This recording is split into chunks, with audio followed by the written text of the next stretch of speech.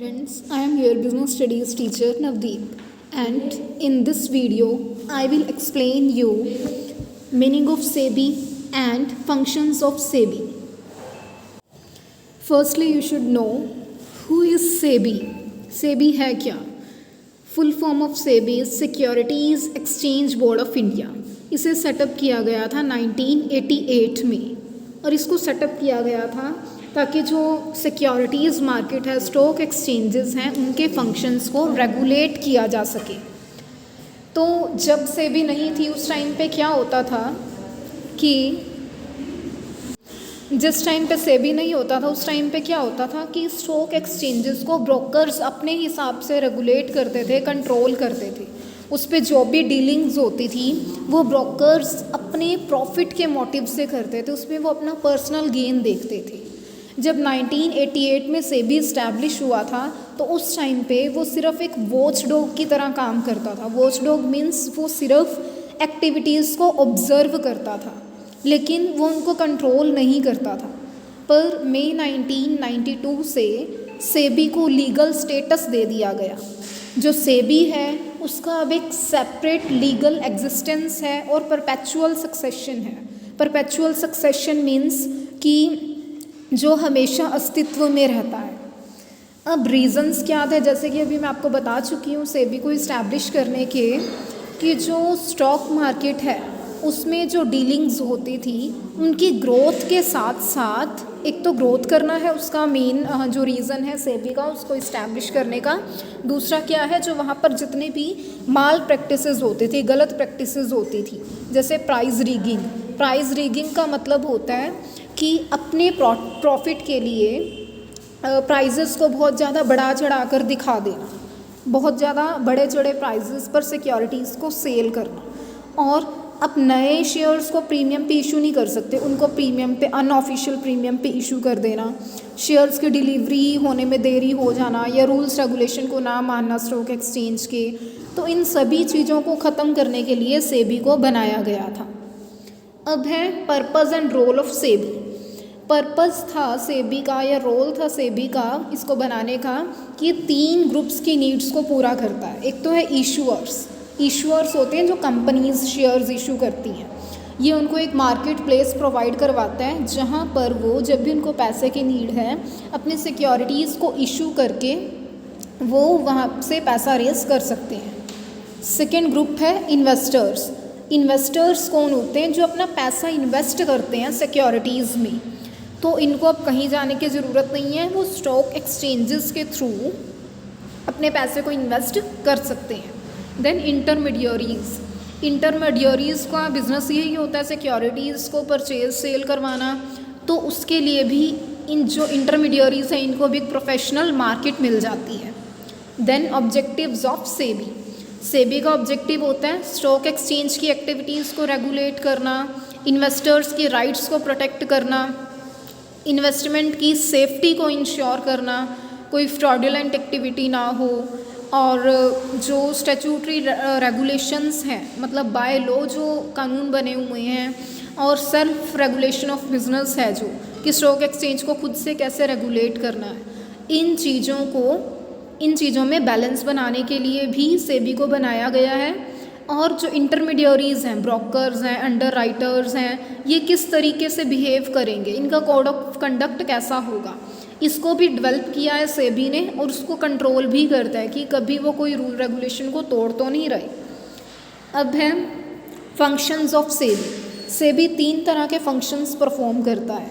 एक है protective functions, then developmental functions and then regulatory functions. Functions का मतलब है कि ये प्रोटेक्शन देने का काम करता है. अब किसको प्रोटेक्शन देगा? ऑब्वियस है इन्वेस्टर्स को ही प्रोटेक्शन देगा. तो फर्स्ट इसमें क्या क्या मेथड्स हैं, किस तरीके से वो प्रोटेक्शन प्रोवाइड करेगा. फर्स्ट है चेक प्राइस रीगिंग. प्राइस रीगिंग मैंने आपको बताया है, प्राइस को अपने अकॉर्डिंग बढ़ा चढ़ा कर दिखा देना सिक्योरिटीज़ के प्राइस को. तो अगर प्राइस रीगिंग हो रही है कहीं पर तो सेबी इस प्रैक्टिस को रोकेगा, क्योंकि इसके थ्रू इन्वेस्टर्स को चीट किया जा सकता है. Then it prohibits insider trading. Insider trading क्या होती है ये लोग ये इनसाइडर पर्सन्स करते हैं। इनसाइडर अंदर वाले पर्सन्स कौन होंगे?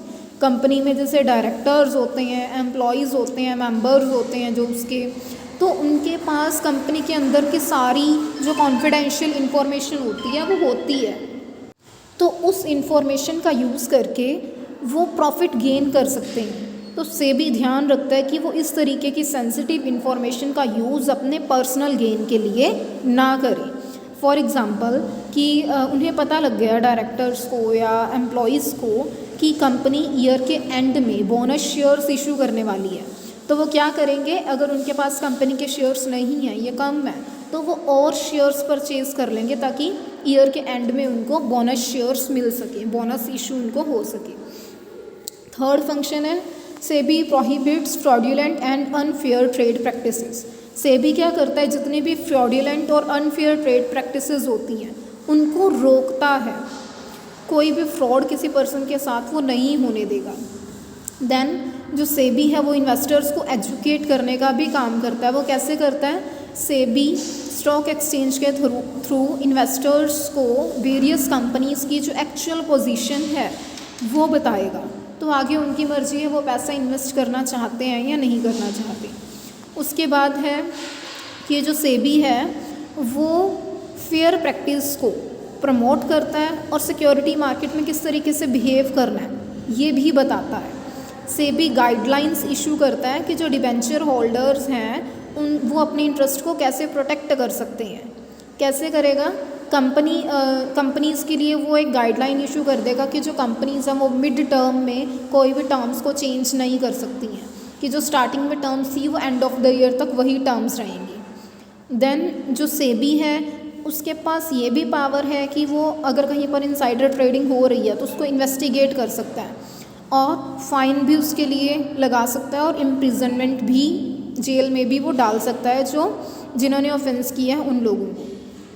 सेबी ये भी इस प्रैक्टिस को भी स्टॉप कर सकता है कि जो मार्केट प्राइस से अलग प्राइस पर अगर कहीं पर शेयर्स अलॉट हो रहे हैं, मार्केट प्राइस पर ही शेयर्स को अलॉट किया जाएगा। देन डेवलपमेंटल फंक्शंस वो वाले फंक्शंस हैं जो सेबी परफॉर्म करता है ताकि जो स्टॉक एक्सचेंज में डेवलपमेंट की जा सके, उसमें जो एक्टिविटीज़ हो रही हैं उनको डेवलप किया जा सके, स्टॉक एक्सचेंज के बिज़नेस को इंक्रीज़ किया जा सके।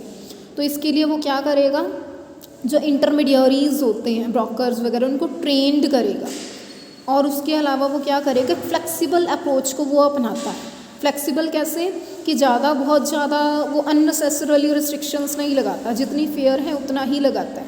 सेबी परमिट करता है इंटरनेट ट्रेडिंग को कि ऑनलाइन फॉर्म में आप ट्रेडिंग कर सकते हो रजिस्टर्ड स्टॉक ब्रोकर्स के साथ। इसके अलावा वो अंडर राइटिंग को ऑप्शनल रखता है कि अगर अंडर राइटिंग के थ्रू कंपनी शेयर बेचना चाहते हैं तो भी उसकी मर्ज़ी, नहीं बेचना चाहती तो भी उसकी मर्ज़ी।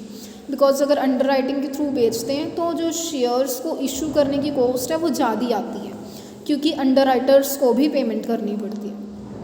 देन जो प्राइमरी मार्केट होती है वो स्टॉक एक्सचेंज पर डील नहीं होती, बट फिर भी सेबी ने परमिट किया हुआ है कि जो इनिशियल पब्लिक ऑफर के थ्रू प्राइमरी मार्केट में शेयर्स इशू किए जाते हैं उनको स्टॉक एक्सचेंज के थ्रू भी इशू किया जा सकता है।